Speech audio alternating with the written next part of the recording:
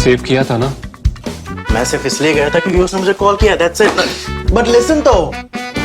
Save it for someone else. जिंदगी में save करना जरूरी है, मगर जब बात पैसों की हो, सिर्फ सेविंग से काम नहीं चलेगा। इक्विटी म्यूचुअल फंड्स में इन्वेस्ट कीजिए और अपने सेविंग्स को आगे बढ़ने का मौका दीजिए। Mutual fund investments are subject to market risks. Read all scheme-related documents carefully. The print में आपका स्वागत है। क्या प्रेसिडेंट उम्मीदवार के तौर पर द्रौपदी मुर्मू का चयन 2024 के चुनावों को ध्यान में रखकर किया गया था? प्री पैकेज्ड खाद्य पदार्थों पर जीएसटी लगाने का कारण क्या है? और खनन माफिया द्वारा एक डीएसपी की हत्या के साथ क्या कानूनी व्यवस्था से डर कम होते हुए नजर आ रहा है?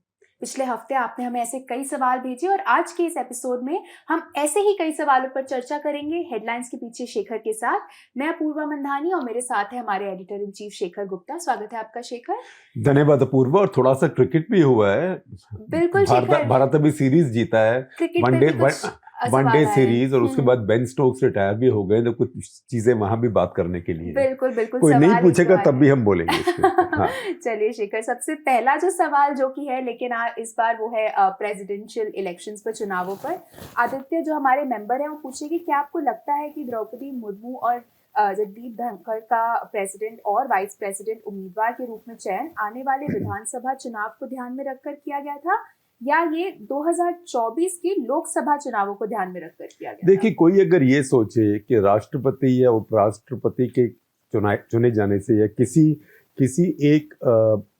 एक व्यक्ति के बनाए जाने से, चाहे वो एक समुदाय से हो, चाहे एक जाति से हो या जनजाति से हो, चुनाव में फर्क पड़ता है, तो ये बहुत, मैं कहूँगा, सिंपलिस्टिक बात है, बचकाना बात है। ये एक मैसेज होता है, अगर पॉलिटिकली आप देखें, मैसेज ये है, संदेश ये है कि भाई देखिए हम लोग तो जो भारत के सबसे बिछड़े हैं, हमारी सरकार उसका भी ध्यान रखती है, उसके बारे में भी सोचती है। जो पहले लोग यहाँ थे जैसे कांग्रेस, उसने नहीं सोचा जी। और इसमें अगर आप इसका कंट्रास्ट देखें तो कंट्रास्ट फिर ये होगा कि अरे कांग्रेस पार्टी ने ट्राइबल नेता कौन बनाया आज तक?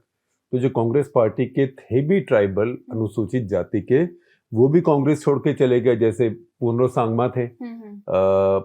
तो कांग्रेस पार्टी में कोई था नहीं। तो ये कहना कि हमने बनाया, जो हमारा जो मध्य पूर्वी भारत है, जहाँ पे बड़ी बड़ी शेड्यूल्ड ट्राइब कम्युनिटीज़ हैं, बड़े बड़े ट्राइबल कम्युनिटीज़ हैं, जैसे कि छत्तीसगढ़, झारखंड, उड़ीसा, वहाँ भी कांग्रेस के जो पहले नेता थे ट्राइबल, वो जैसे गिरधर गोमांग थे, वो सब गायब हो गए एक तरीके से। और जो नई लीडरशिप वहाँ से निकली वो अपनी पार्टियों की है, जैसे सोरेन परिवार की है। तो ये उसको भी एक मैसेज है कि देखिए हमारी पार्टी में ट्राइबल लोग भी आगे बढ़ते हैं। अब ये कहना कि 2024, तो मैं कहूँगा कि वो पार्टली भी सच है, क्योंकि इन राज्यों में छत्तीसगढ़, झारखंड, बीजेपी के वैसे ही काफ़ी सीटें आती हैं लोकसभा में, क्योंकि लोकसभा में तो मोदी टिकट पर होते हैं। तो जब तक मोदी टिकट पे हैं तब ये सारे समीकरण की ज़रूरत नहीं है। तो ये एक तरह से सिंबॉलिक मैसेज होता है। अगला सवाल जो है वो अर्जुन मलिक का है, जो कि हमारे मेंबर है। इस हफ्ते भी हमें कई मेंबर्स से सवाल आए हैं। अर्जुन पूछ रहे हैं कि क्या हमारे जैसे लोकतांत्रिक देश के लिए बिना किसी नॉमिनल हेड के मजबूती से काम करना संभव है? वो बोल रहे हैं कि आज़ादी के बाद कुछ एक्सेप्शंस को छोड़कर राष्ट्रपति सरकार का सिर्फ एक रबर स्टैंप रहा है, तो हमें राष्ट्रपति की ज़रूरत है क्या? देखिए, राष्ट्रपति का काम क्या होता है? राष्ट्रपति का काम होता है कि एक आपको ढाढ़स कि भारत का एक गणराज्य है, गणराज्य का हेड ऑफ स्टेट कौन है? अब हेड ऑफ स्टेट अगर प्रधानमंत्री होगा तो प्रधानमंत्री जो है वो अपनी राजनीति में रहता है। प्रधानमंत्री ध्रुवीकरण में रहता है, क्योंकि वो एक ध्रुव पे होता है। क्योंकि राजनीति जो किसी गणतंत्र में होती है या किसी डेमोक्रेसी में होती है, गणराज्य में होती है, वो पोलराइजिंग होती है, क्योंकि एक आप इस तरफ है, एक उस तरफ है। तो प्रधानमंत्री कभी ऐसे नहीं होता कि वो सबका बराबर माना जाए। इसलिए ऊपर एक सिंबॉलिकली आप राष्ट्रपति रखते हैं या गवर्नर रखते हैं, कि वो जो आपके जो अशोका एम्बलम है, जो आपका तिरंगा झंडा है, आपके फौज के कमांडर हैं, तो ये सब सिंबॉलिक चीज़ है। तो जो संविधान लिखने वालों ने बनाया है वो बात तो ज़्यादा आपको अपूर्वा बताएंगी, लेकिन उसमें कुछ रोल राष्ट्रपति का ऐसा है कि आम तौर पे तो जिसको हम कहते हैं टिटुलर है, नाम के लिए है, जी। लेकिन कभी कभी उसका बहुत फर्क पड़ता है, उसका बहुत महत्व हो जाता है। अगर आप देखें कि 1989 और 1996 के बीच भारत में कितनी, 1998 तक कह दूंगा, कितनी सरकारें आई और कितनी सरकारें गई। उसमें कुछ ऐसा हुआ कि वाजपेयी जी की सरकार 99 में एक वोट से गिर गई और कारगिल में लड़ाई शुरू हो गई। तो उस समय देश का कौन इंचार्ज था? तो ये नहीं कि नारायणन साहब इंचार्ज हो गए देश के, लेकिन एक समझदार आदमी प्रेसिडेंट है, उसने कहा कि अब ये सरकार काम करती रहे जब तक लड़ाई खत्म ना हो जाए। तो लोगों को एक उस बात से ढाढ़स होता है। ऐसे ही अगर आप देखें तो जब राजीव गांधी चुनाव हारे 1989 में, तो उनके चुनाव हारने के बाद वीपी सिंह की सरकार आई। वो सरकार तो 3 टांग की थी, 2 टांग बाहर थी, हवा में थी, क्योंकि बीजेपी भी बाहर से समर्थन कर रही थी और वामपंथी पार्टियां भी बाहर से समर्थन कर रही थी। तो ये बस ये देखने की बात थी कि कौन सी टांग पहले खिसकती है। तो फिर वो गिर गई सरकार 10-11 महीने में। फिर चंद्रशेखर की आई, वो गिर गई 3-4 महीने में। फिर वो केयर टेकर चलती रही, चुनाव दोबारा हुआ। जब वो चुनाव चल रहा था तो उस चुनाव के बीच में ही राजीव गांधी की हत्या हो गई। फिर एक नई सरकार बनी जो कि अल्पमत की सरकार थी, नरसिम्हा राव की उसकी पूरी मेजॉरिटी नहीं थी। तो उस समय एक ऐसा राष्ट्रपति होना जिसके ऊपर लोगों का यकीन हो, जो ठीक फैसला ले पाए कि वो ठीक फैसला लेगा, किसकी सरकार बनेगी, कब वो सरकार जाएगी, केयर टेकर कौन रहेगा, ठीक काम करता है कि नहीं, ये सब बड़ी बातें बन जाती हैं। अगर मैं आपको 1984 में ले जाऊं, जब इंदिरा जी की हत्या हुई, इंदिरा जी की हत्या हुई, राजीव गांधी उस समय कोलकाता में थे, तब तो कलकत्ता बोलते थे। तो वो वापस आ रहे थे। अब ये था कि कौन बनेगा भारत में इंदिरा जी का उत्तराधिकारी। कई लोगों को उम्मीद थी, प्रणब मुखर्जी को भी उम्मीद थी। तो उस समय किस आदमी के हाथ में वो पावर थी? वो ज्ञानी जैल सिंह थे। तो ऐसे समय में राष्ट्रपति जो होता है उसकी पावर बहुत बन जाती है। तो राष्ट्रपति ये नहीं कि उसका कोई भी महत्व नहीं है। आमतौर पे ऐसे होता है कि अगर बहुमत की सरकार हो तो राष्ट्रपति का कोई खास रोल नहीं होता, अनलेस कोई राष्ट्रपति को ऐसी बात लगे कि बहुत गलत हो रही है तो वो उसको रोक पाए, या राष्ट्रपति को लगे कि किसी स्थिति में मैं कुछ ऐसा कर सकता हूं जिससे मेरे देश को फायदा हो। जैसे मैं आपको उदाहरण देता हूं, बहुत अच्छा उदाहरण है ये कलाम साहब का उदाहरण है। अब ये जुलाई में चुनाव होता है राष्ट्रपति का, तो जुलाई 2002 में कलाम साहब राष्ट्रपति बने। बीजेपी की सरकार थी, एनडीए की, वाजपेयी जी प्रधानमंत्री थे। तभी गुजरात में दंगे होके चुके थे। तो कैंडिडेट तो थे वो बीजेपी के चुने हुए थे, लेकिन उन्होंने चुने जाते ही ये कहा कि मेरा पहला काम यह है कि मैं गुजरात जाऊंगा और वहां के लोगों से बात करूंगा और देखें क्या हो रहा है। तो वाजपेयी जी इस बात से घबराए। वाजपेयी जी ने उनसे पूछा कि भाई जाना जरूरी है अभी? आप जाएंगे तो उसमें कुछ गड़बड़ हो जाएगी, बड़ा राजनीति के मामले में बहुत संवेदनशील समय है, आप क्यों जाते हैं? तो उन्होंने कहा नहीं, मैं जाऊंगा और मेरा जाना जरूरी है। और बाद में उन्होंने एक आर्टिकल लिखा, जो बायोग्राफी लिखी उन्होंने, जो लक्ष्मी नारायण सेक्ट के प्रमुख थे उनके बारे में। तो उसमें उन्होंने बताया कैसे कि वो आना चाहते थे, वाजपेयी जी ने उनसे ये कहा, ये सब उनकी बताई हुई बात है। और उन्होंने कहा ना सिर्फ मैं जाऊंगा, लेकिन मेरा जाना बहुत जरूरी है ताकि मैं लोगों से डायरेक्टली बात कर पाऊं। तो अब वो जाके वहां पे कोई एसपी या डीसी को तो ऑर्डर देने वाले नहीं थे, या डीजी पुलिस को। उनके जाने का मतलब क्या था? जाने का मतलब ये था कि भारत गणराज्य है, मैं इस गणराज्य का रखवाला हूं, मैं उसके बिहाफ पे आपसे बात करने आया हूं कि हम सब आपके साथ हैं। तो उससे जो स्थिति थी बहुत वहां पे ठंडी हुई, और इस बात को बाद में बीजेपी के नेताओं ने भी माना। अच्छा, जब वो जा रहे थे तो एक बात ये भी फैल गई कि अभी ये जा रहे हैं, वहां तो नरेंद्र मोदी हैं, अभी तो वो इतना बढ़ चढ़ के बोल रहे हैं, दंगे हुए हैं, उनको तो पसंद आएगी नहीं बात कि राष्ट्रपति आ रहे हैं, कहीं उनके विजिट का बॉयकॉट ना कर दें, या उनको ठीक से बात ना करें, या उनको ठीक से इज्जत ना दें।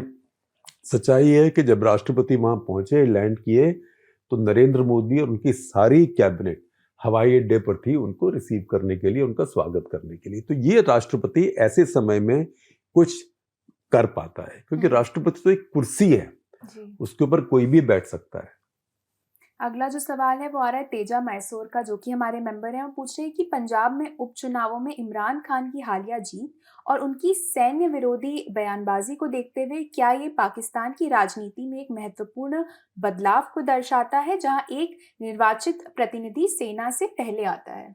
देखिए, ये पाकिस्तान की राजनीति में एक बहुत बड़ा बदलाव है। अब देखते हैं कि ये तो बाई इलेक्शंस हुए हैं, उपचुनाव हुए हैं, इसका बाकी चुनावों में क्या होता है जब आगे जाते हुए।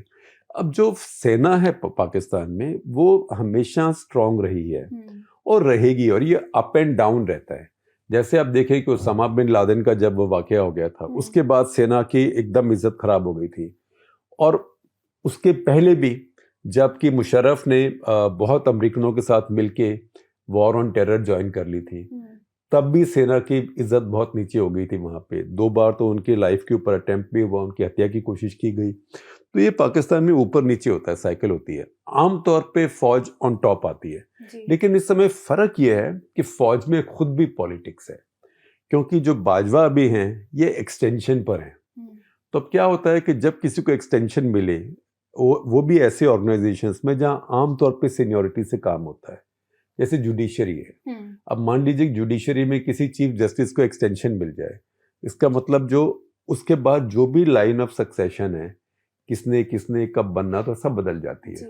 ऐसे ही फौज में जब एक चीफ को एक्सटेंशन मिल जाए, तो फिर कितने लेफ्टिनेंट जनरल होंगे, कोर कमांडर पाकिस्तानी आर्मी के। पाकिस्तानी आर्मी में आर्मी कमांडर नहीं होते जैसे हमारे यहाँ होते हैं, western army commander, northern army commander, ऐसे नहीं, वहाँ कोर कमांडर होते हैं।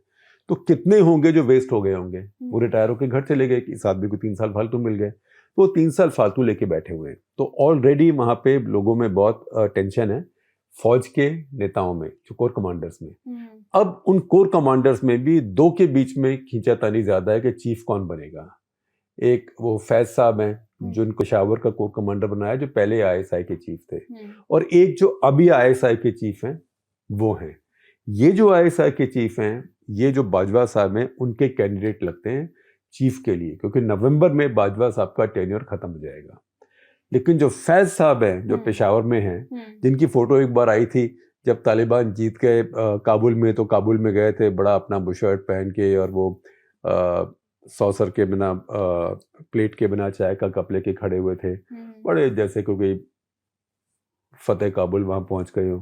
तो वो हैं। अब देखने की बात है कौन बनेगा। तो इमरान खान की ये भी कोशिश है कि अगर किसी तरीके से पहले सरकार गिर जाए, तो जो रोल प्रधानमंत्री का होता है वो भी वो प्ले करके चीफ भी अपनी मर्जी का बनवा पाए। तो पाकिस्तान के अंदर ये बहुत पेचीदा होता है, और इमरान खान ने, मैं कहूँगा, एक हिम्मत करी है कि फौज के ऊपर अटैक करके, आमतौर पे जो फौज के ऊपर अटैक करता है वो आज नहीं तो कल फंसता है। अब उन्होंने इस बार बहुत पॉपुलिज्म के साथ, देखिए पाकिस्तान की हालत खराब क्यों हुई? खराब इसलिए हुई कि जबकि बाकी देश, भारत भी, और हो सकता है आप नाराज हो मेरे से ये कहने से, लेकिन भारत ने अच्छा किया कि वो पेट्रोलियम का दाम बढ़ाता गया, पेट्रोल और डीजल का, क्योंकि दुनिया में क्रूड ऑयल बढ़ रहा था। अगर आप उसको सब्सिडाइज करते तो नोट छापते तो इन्फ्लेशन, मुद्रास्फीति होती। वही पाकिस्तान में हुआ। अब पाकिस्तान में इस समय जो पाकिस्तानी रुपया है 220 रुपए का हो गया $1। तो ठीक है, आपका रुपया हर देश का वीकन होता है, कमजोर होता है डॉलर के मुकाबले, और डॉलर इस समय बहुत तेजी से स्ट्रांग बन रहा है। तो पर ये बहुत ज्यादा हो गया वहां पे। क्यों हुआ? क्योंकि वो सब्सिडाइज करते गए, खास करके पेट्रोलियम को। अब जब नई सरकार आई, तब IMF ने कहा हमसे पैसा चाहिए, आपको ऑक्सीजन चाहिए। तो एक तरफ से आप ऑक्सीजन मांग रहे हो, दूसरी तरफ से आप सुट्टे लगा रहे हो, तो ये नहीं हो सकता ना। तो आप सुट्टे लगाना बंद करो। तो सुट्टे लगाना का मतलब अपने फेफड़े अपने आप जला रहे हैं, वो होता है आप सब्सिडी देके और कोई चीज को दाम पूरा ना लेके। तो इस सरकार ने वो दाम ठीक करना शुरू कर दिया। इस सरकार ने दाम ठीक करना शुरू किया, जो ये PMLN और बाकी जो इनके जो डेमोक्रेटिक फ्रंट की सरकार है जी। तो इमरान खान ने कहना शुरू कर दिया गरीब अमीर के खर्चा बढ़ गया, महंगाई बढ़ गई। अब ये पॉपुलिज्म होता है, इसके लिए लोग कई बार वोट देते हैं। इसी के लिए लोगों ने वोट लंका में भी दिया था, और सबको पता है लंका का हश्र क्या हुआ है। और अगर पाकिस्तान को IMF का बेल आउट अभी जल्दी नहीं मिला तो पाकिस्तान के भी बड़े बड़े डिफॉल्ट होने वाले हैं, उनकी हालत भी लंका जैसी हो सकती है, और तब चीन बचाने के लिए नहीं आएगा। आपने लंका की बात की, अगला सवाल उसी पे उठाऊंगी। नीरज कुमार का है, जो कि हमारे मेंबर हैं। वो पूछ रहे हैं कि श्रीलंका में संकट के लिए राजपक्षे और उनकी सरकार को दोषी ठहराया जाता है। श्रीलंका के लोगों ने फ्रीबीज, टैक्स कट्स और ऐसी कई नीतियों का आनंद भी उठाया। उन्होंने ही राजपक्षे को वोट भी दिया। वो जानना चाहते हैं कि क्या श्रीलंका के लोगों को भी इसमें दोषी ठहराया जाना चाहिए? देखिए, वही तो मैंने बात अभी कही कि लोगों को वोट देने से पहले सोचना चाहिए। अभी प्रधानमंत्री ने भी पीछे का फ्रीबीज की राजनीति। अब ये बड़ी डिबेट है कि फ्रीबी क्या होता है, वेलफेयर क्या होता है। तो अगर जो रिजर्व बैंक ऑफ इंडिया की अभी एक रिपोर्ट आई है, उन्होंने 10 भारत के राज्य देखे हैं जहां पे सबसे ज्यादा घाटा है और सबसे ज्यादा कर्जा है। चैंपियन उसमें बदकिस्मती से हमारा पंजाब है, जो एक जमाने में 20 साल पहले भारत का नंबर 1 राज्य था। लेकिन वो रिजर्व बैंक रिपोर्ट कहती है कि देखिए, हम ऐसे कहते हैं कि जैसे मान लीजिए कि आपने मुफ्त एजुकेशन पढ़ाई कर दी, या आपने मुफ्त अस्पताल में इलाज कर दिया, मुफ्त टीके लगवा दिए लोगों को, मुफ्त अनाज बांट दिया पब्लिक डिस्ट्रीब्यूशन से, उसको कहेंगे कि ये वेलफेयर है, क्योंकि इससे लोगों का जीने का स्तर ऊंचा होगा, आगे के लिए उनमें स्किल्स आएंगी। लेकिन अगर आप कहते हैं फ्री बिजली दे रहा हूँ, मैं फ्री पानी दे रहा हूँ, अच्छा आपने लोन लिया हुआ मैं माफ कर रहा हूँ, है ना, तो ये जो है ये फ्रीबीज हैं, क्योंकि इनसे आगे के लिए कोई एसेट नहीं बन रहा है। आगे के लिए एसेट बनता तब है जब गरीब आदमी के बच्चों को आप मुफ्त पढ़ाएं, अच्छा पढ़ाएं, गरीब आदमी के बच्चों को अच्छा पौष्टिक खाना दें, तब वो आगे के लिए नागरिक तैयार होते हैं और फिर नौकरी करेगा या अपना उद्यम लगाएगा, फिर टैक्स देगा, फिर चीजें खरीदेगा, तो आपकी अर्थव्यवस्था भी आगे बढ़ती है। लेकिन जो नॉन मेरिट सब्सिडीज होती हैं वो आप बांट रहे हैं, कि प्रधानमंत्री ने कह दिया रेवड़ी बांट रहे हैं। ये पुराने ज़माने में एक कहावत भी होती थी, आजकल तो ऐसी चीज़ें नहीं कहते हैं क्योंकि पॉलिटिकल करेक्टनेस बहुत है, कि अंधा बांटे रेवड़ी फिर अपनों को दे। तो अंधा का मतलब उसमें एक मुहावरा है कि जब कोई रेवड़ियाँ बांटता है तो अपनों को ही देता है। तो जब मुफ्त बांटा जाता है तो उसमें पार्शियलिटी भी आती है, मैं अपने वोटर को ही दूंगा। तो ये एक तरह से वोट खरीदने की चीज़ होती है। यही इमरान खान ने भी पाकिस्तान में किया, वोट खरीदे उन्होंने, पैसे टैक्स पेयर से लेके। अगला जो सवाल है वो जुडिशरी पे आ रहा है, न्यायपालिका पे। राम प्रसाद चारी पूछ रहे हैं, जो कि हमारे मेंबर हैं, वो पूछ रहे हैं कि CJI के आज के हालात पे चिंता जताने के बाद आपको क्या लगता है कुछ असर होगा? वो बोल रहे हैं कि फिर 2024 में 303 के ऊपर जाने पर संपूर्ण वर्चस्व के चलते स्थिति और चिंताजनक हो सकती है। देखिए, जब किसी के पास मेजॉरिटी नहीं थी, बहुमत नहीं था, तब सब लोग कहते थे अरे भैया यहाँ पे कभी ममता, कभी जयललिता, कभी समता सरकार को हिला के रखती है, हमें बहुमत चाहिए। तो कभी राजनीति में कोई परफेक्ट स्थिति कभी नहीं आती है, ये खींचातानी चलती रहती है।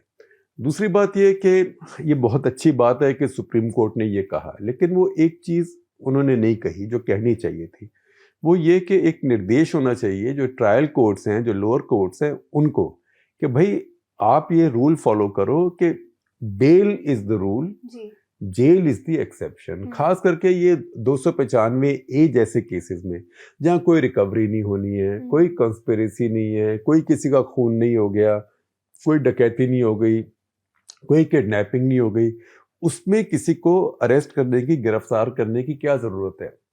और ये तो खुलेआम आप बदमाशी कर रहे हैं कि एक केस कर लिया उसी चीज के लिए, जब तक वहां 15 दिन की कस्टडी होगी, फिर दूसरा कर लिया, फिर तीसरा कर लिया।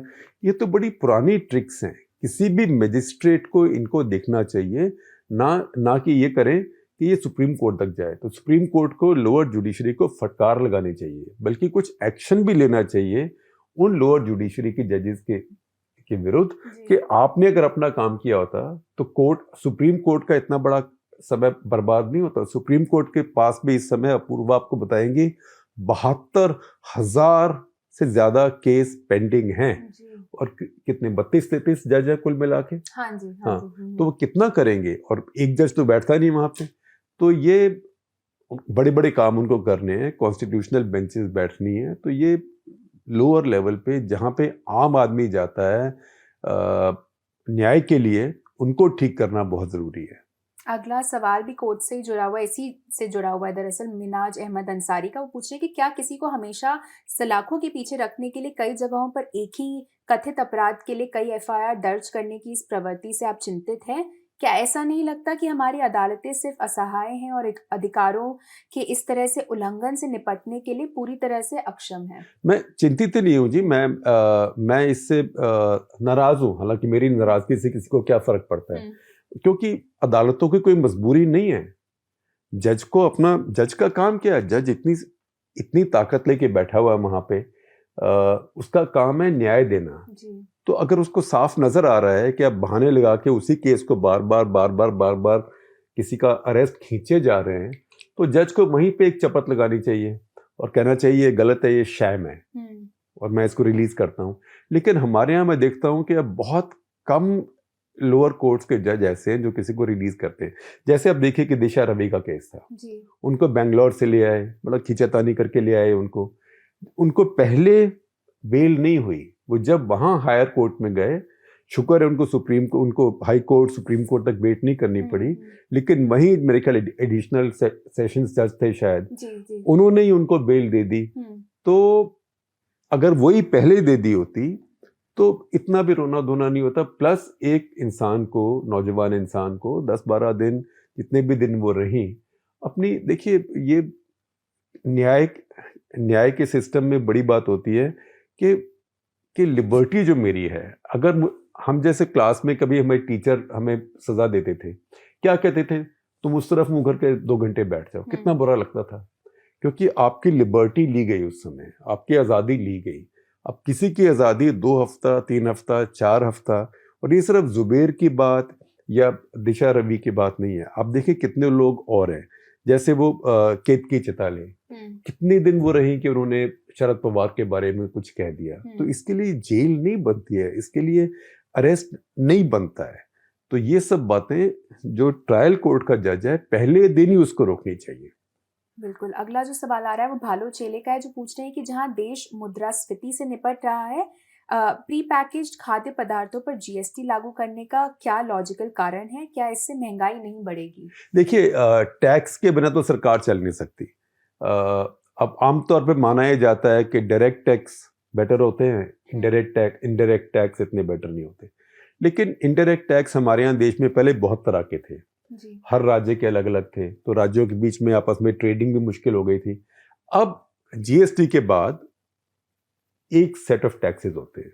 कुछ चीजें ऐसी हैं जो राज्य अपने आप लगा सकते हैं, जैसे शराब के ऊपर है, जैसे पेट्रोल डीजल के ऊपर है, केंद्र कुछ लगाती है, राज्य भी कुछ लगाते हैं ताकि उनकी अपनी भी आमदनी रहे।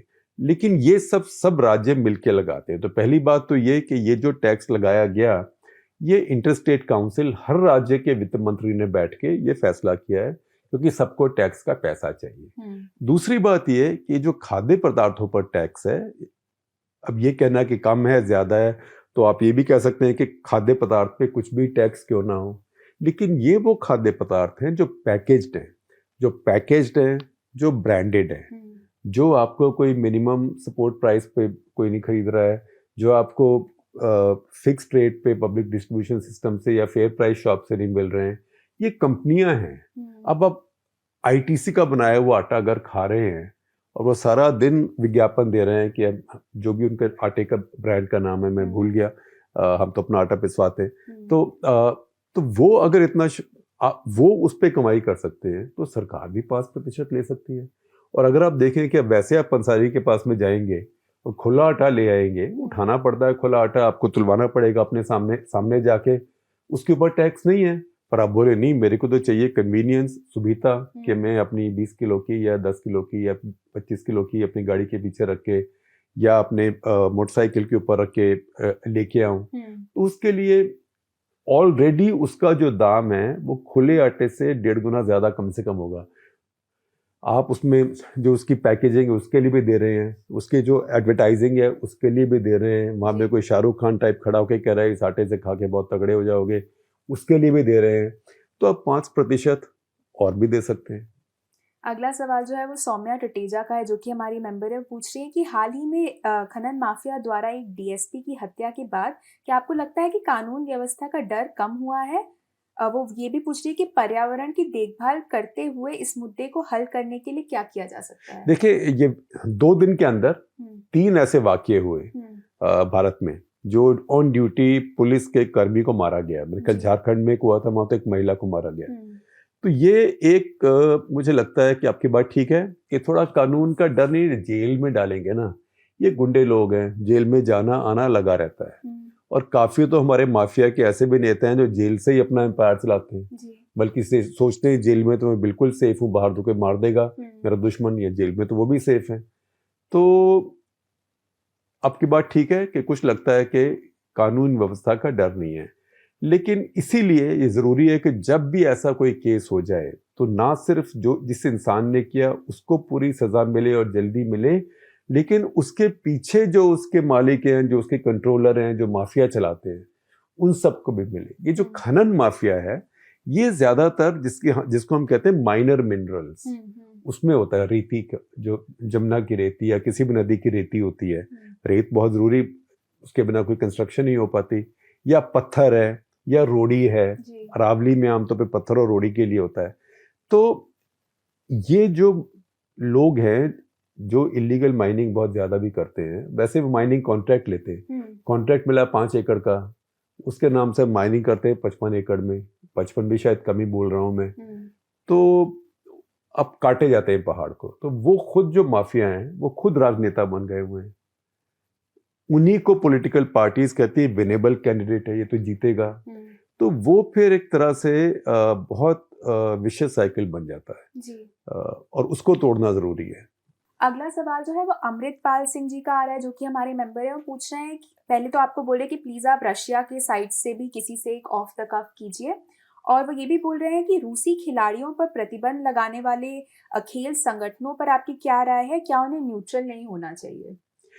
देखिए, पहली बात तो ये कि आपका आइडिया अच्छा है, हम रूसी साइड से भी किसी और को देखेंगे। हालांकि हमने जो एक ऑफ द कफ किया था किशोर महबूबानी, ये एक प्रोफेसर हैं और पुराने डिप्लोमेट हैं, दुनिया भर में जाने माने हैं, सिंगापुर के हैं। और वो उनका जो पॉइंट ऑफ व्यू है वो कुछ यही है कि यूक्रेन को समझौता करना चाहिए और ये नेटो अमेरिका गलती कर रहे हैं। और वो हमारे सबसे ज्यादा देखे गए ऑफ द कफ्स में है। अभी तक जितने ऑफ द कफ हमारे हुए हैं, सबसे ज्यादा नितिन गडकरी जी के साथ देखा गया, वो तो खैर 10 लाख से ऊपर हो गया, और दूसरा किशोर महबूबानी के साथ है। तो उसमें कोई जूस है।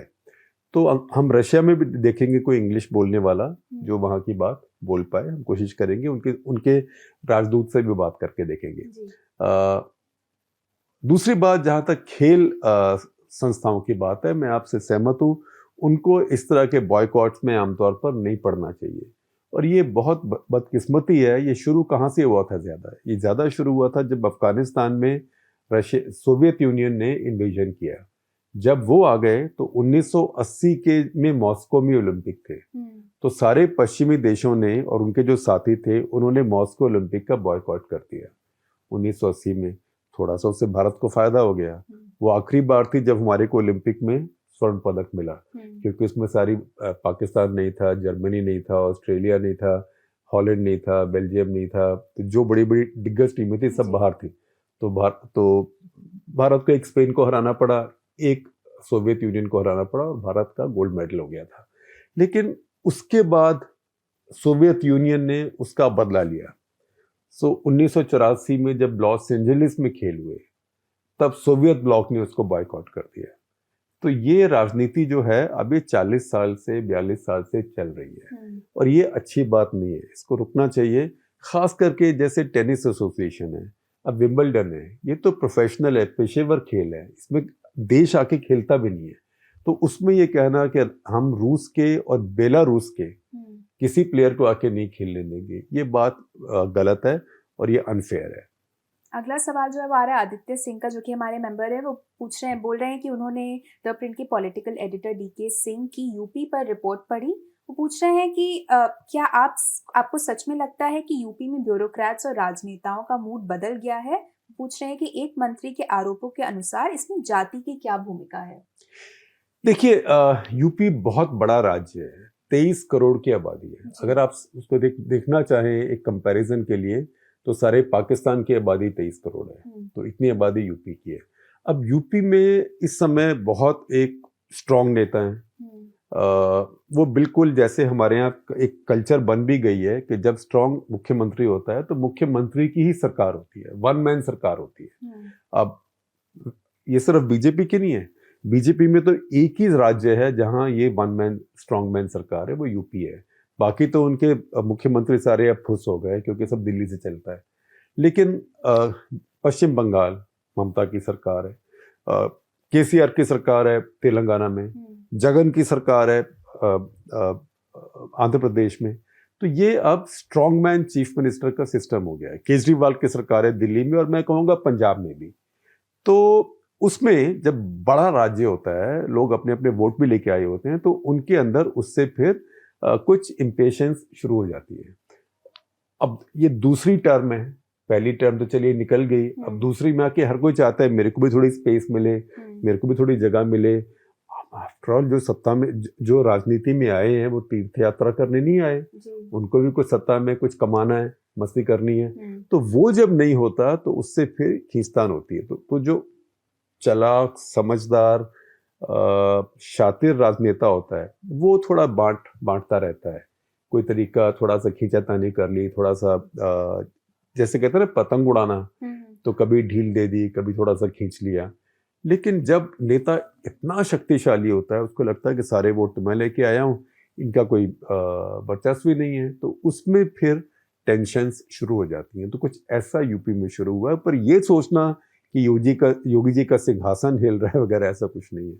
अगर हमारे बाकी दर्शक डीके की रिपोर्ट पढ़ना चाहें तो उसका लिंक इस वीडियो के डिस्क्रिप्शन में एडेड है, आप वो रिपोर्ट भी जरूर और मैं पढ़ें। बता रहा हूँ कि हमारे जो डीके सिंह हैं वो असली राजनीति के माहिर हैं। मैं भी उनसे रोज कुछ ना कुछ पूछ के सीखता हूँ। कटता क्लटर भी जब भारतीय राजनीति के बारे में करता हूँ, उनसे पूछे बिना कभी नहीं करता हूँ, और रिकॉर्ड करने के बाद भी कहता हूँ कि उनको मेरा ऑडियो जरूर सुना देना, जो मैंने गलतियां करी हूँ वो तो पकड़ ले कम से कम, और हर बार एक आध पकड़ते हैं वो।